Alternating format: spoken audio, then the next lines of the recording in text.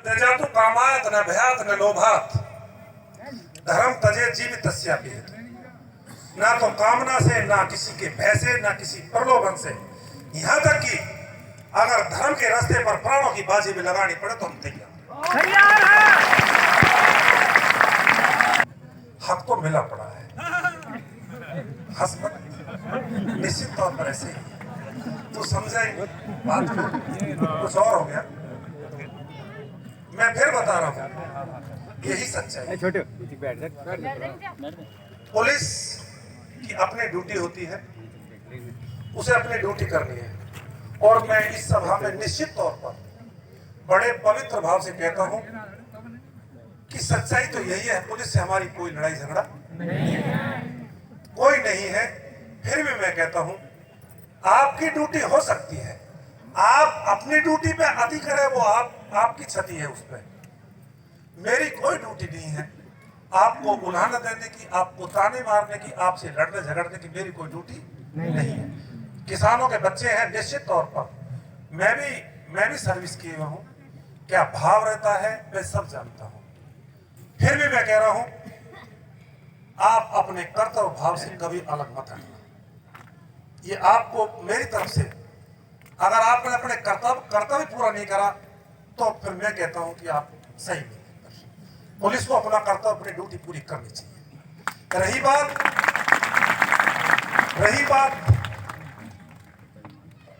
SDM साहब बीच में है,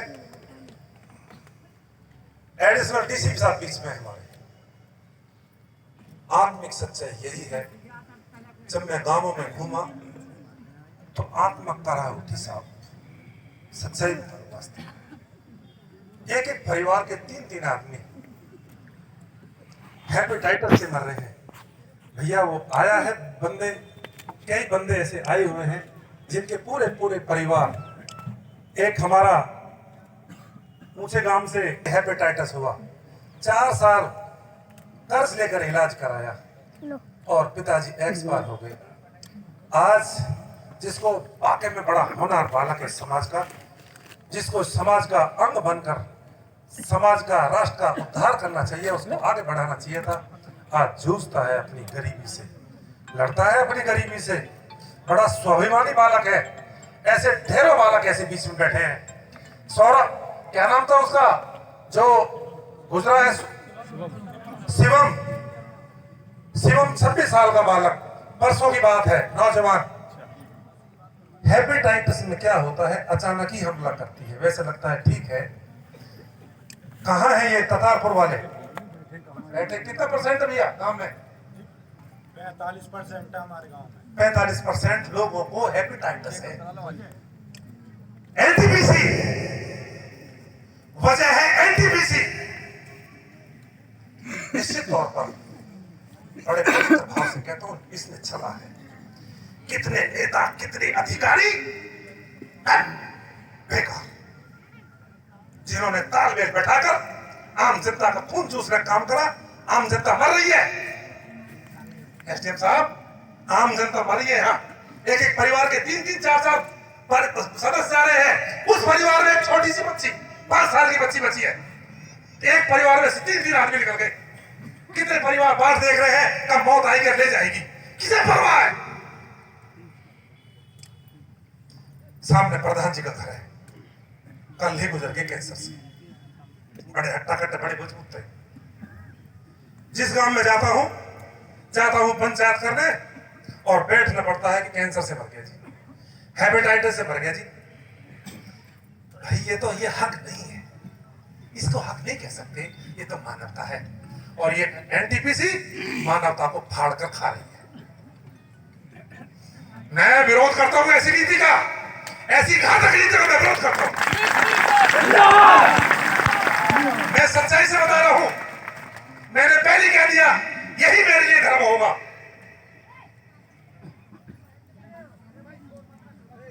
यही धर्म है मेरे लिए। सूर्यताम धर्म सर्वसम श्रुत्वाचेर धार्यताम आत्मने प्रतिकूलानि परे सामने समाचारे। महर्षि वेद व्यास ने बोला था, हे दुनिया के लोगों, धर्म का साथ सुनो, ये भय काड़े के झांसे में मत आओ। लोगों के झांसे में बताओ जो धर्म का आडंबर बनाकर आपको बहला फुसलाकर आपको खून चूस रहे आपका। बोला तो उसने, है दुनिया के लोगों धर्म का सार सुनो, अपनी आत्मा के प्रतिकूल व्यवहार मत करो। जो तुम्हें अपने लिए पसंद नहीं है वो दूसरों को मत परोसो। क्या नेता अधिकारी, क्या क्या ये सब ये कर्मचारी जो इस नीति को में सहायक बने हुए हैं, क्या वो आत्मा से कह सकते हैं कि अगर उनके बच्चों के साथ तो उनके परिवार साथ ऐसा हो गया हो? साहब, मैं कसम खाकर कहता हूं, मैं पीछे नहीं। आप चाहे जो कर दे लें, आप चाहे जेल में डाल लें, मैं निश्चित तौर पर और मेरे अनेक सहयोगी इस समाज के लिए डटकर खड़े हो चुके हैं। शबीर खलीफा जिंदाबाद, जिंदाबाद, जिंदाबाद। खलीफा जी तुम संघर्ष करो, हम तुम्हारे साथ हैं। खलीफा जी तुम संघर्ष करो, हम तुम्हारे साथ हैं। आप हमारे बीच में आए हैं, आप हमारे बीच में आए हैं, आपका स्वागत है। निश्चित तौर पर अतिथि देवो भव, हम उस संस्कृति वाले आदमी हैं, हम आपकी बात सुनेंगे, परंतु एक भी ईश्वर साक्षी है,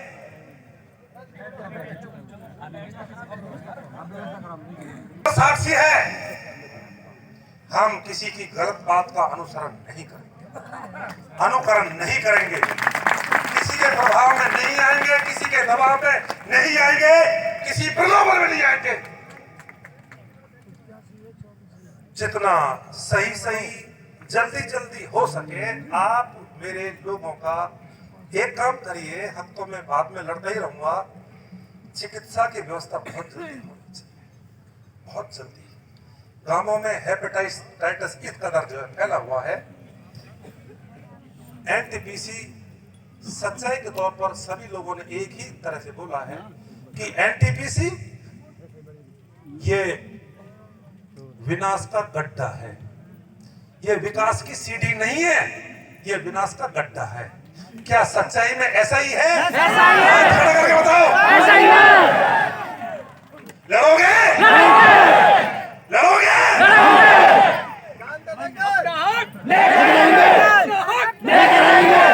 सीधी सी बात है जी, जितनी जल्दी हो उतनी जल्दी मान लो। हमें एक साल भी आंदोलन चलाना पड़ा तो मुझे कोई दिक्कत नहीं है जी। अरे मरे तो पड़े ही है, मारो और मरो को क्या मारो। निश्चित तौर पर गौतम बुद्ध नगर की फिजा बदलती जा रही है। 24 और जोड़ दो, 5 हो गए।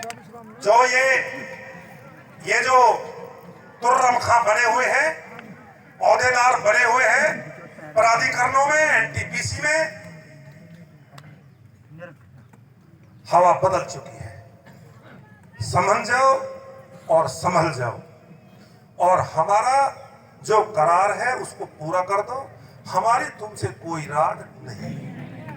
सही बात है जी? सही बात है। और व्यक्तिगत तो बिल्कुल नहीं भाई, हमारे नीतियों के खिलाफ है। अब ये कौन साहब है जी? है जी? कौन से अधिकारी है जी? GMHR है जी, है जी?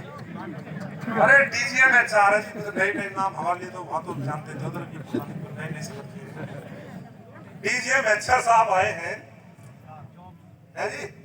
वो ठीक है, कोई 4 जो भी है, कोई ठीक है। ध्यान करो इस बात का जी, मैं फिर कह रहा हूं, सुन जाओ भैया, सुन जाओ, सुनो, ये कोई मतलब नहीं है, कोई भी इस तरह की बात नहीं है। मैं फिर कह रहा हूं, जो भी DGMHR कहीं बीमार नहीं है, कल शाम तक तो सही सलामत बैठे हैं। और स्टेडियम में घूम रहे हैं।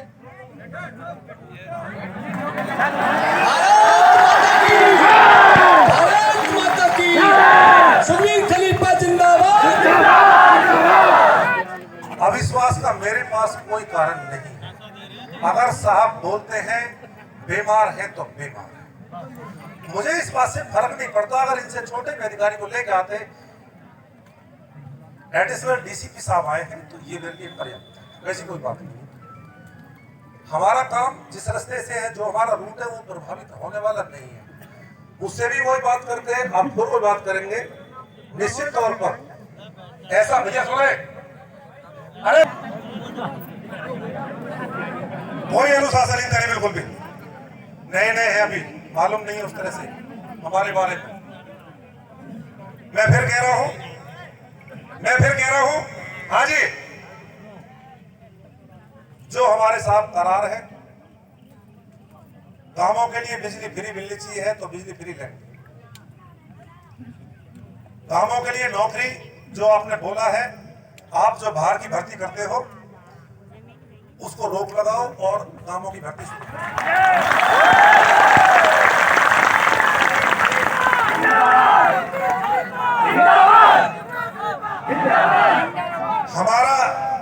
हमारा आपने उद्योग ले लिया, खेती हमारा उद्योग था, चाहे हम बाजे की रोटी खाते, चाहे हम गेहूं की खाते, चाहे चटनी से खाते, चाहे दूध से खाते, एक टाइम सब्जी बन जाती तो भी हमें कोई दिक्कत नहीं थी। हमारा आपने उद्योग ले लिया, सदियों से हम यहाँ बसे हुए हैं, आज हम बर्बादी के कगार पर हैं। अगर बीमार भी हो जाते हैं, उनको बीमारी का भी इलाज नहीं हो पाता, मरने का समय देखते हैं कि मर जाएगा। तो सीधी सी बात है, हमारा रोजगार गया, रोजगार मिलना चाहिए, बिजली फ्री मिलनी चाहिए, शिक्षा, गांवों में स्कूल कॉलेज खुलने चाहिए। क्यों? कि हमारा तो उद्योग नहीं है। आपने आपके करार में है कि आप शिक्षा की व्यवस्था करोगे तो करो। इस प्रदूषण की मार हम सहन कर रहे हैं। मेरे बड़े बूढ़े दमा से मर रहे हैं। मुझे मालूम बाबा, सच्चे वो पीड़ा है जी, मैं क्या करूं? पीड़ा तो रहने को मरती, पीड़ा तो रुकती है किसी से क्या? पीड़ा नहीं रुकती किसी से भी। तो सही बात यह है, बच्चों के लिए शिक्षा की व्यवस्था हो। और एक सेकंड, इसके प्रदूषण की मार हम सहन करते हैं। आप साथ घूमिए, मेरे साथ चलिए, सच्चाई के साथ मैं बताता हूं। क्यों झूठ बोलूं? किसी लिए बोलूं झूठ? आप चलिए गांवों में, मैं आपको दिखाता हूं क्या हालात हैं, कितने लोग दमा से पीड़ित हैं, कितने लोगों को हेपेटाइटिस है, कितने लोग कैंसर से जूझ रहे हैं, तरह तरह की बीमारियों जूझ रहे हैं इसके कारण, एनटीपीसी कारण। चलिए देखिए साहब, मानवता का दहन हो रहा है, मानवता को फाड़ कर खाया जा रहा है, कोई पूछता नहीं है। गरीब आदमी मर गया तो मर गया।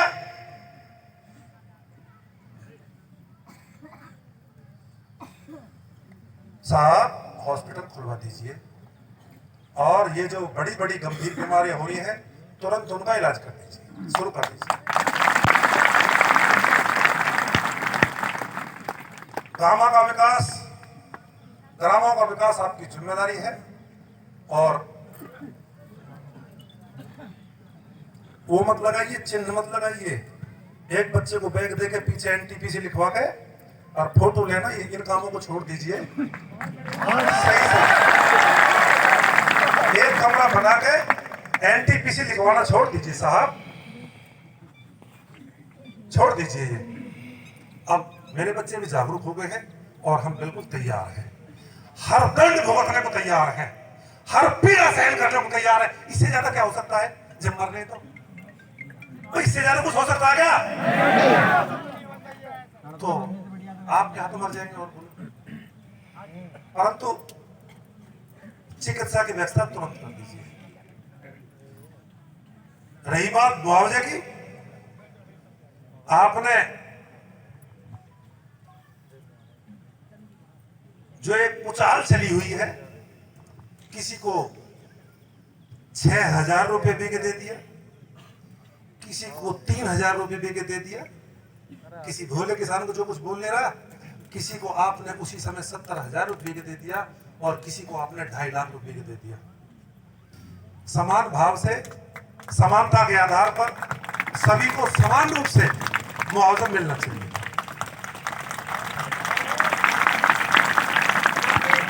ध्यान रखिए साहब, ध्यान रखिए साहब, मेरे बच्चे बड़े प्रतिभाशाली हैं, देश विदेश में नाम करने वाले हैं। ये बहुत दमदार, दिलदार, जज्बेदार, प्रतिभावान बच्चे हैं। इनके लिए खेलों के ग्राउंड बना दीजिए। ये जो रोके खड़े हो ना, मैं चलूं अभी क्या? आप बंद करते हो बच्चों को दौड़ने के लिए? बच्चों को दौड़ने भी नहीं देते हैं ये। अरे ये सच्चाई है नहीं है? मैं तो नहीं कह रहा। एक सेकंड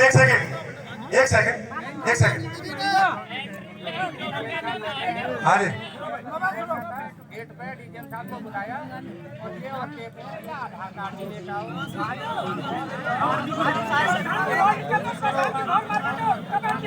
अगर तत्कालिक राहत हमें ये नहीं मिलती है तो मैं तुरंत कोई निर्णय लूंगा। फिर भारत माता की सभी खलीफा तुम संघर्ष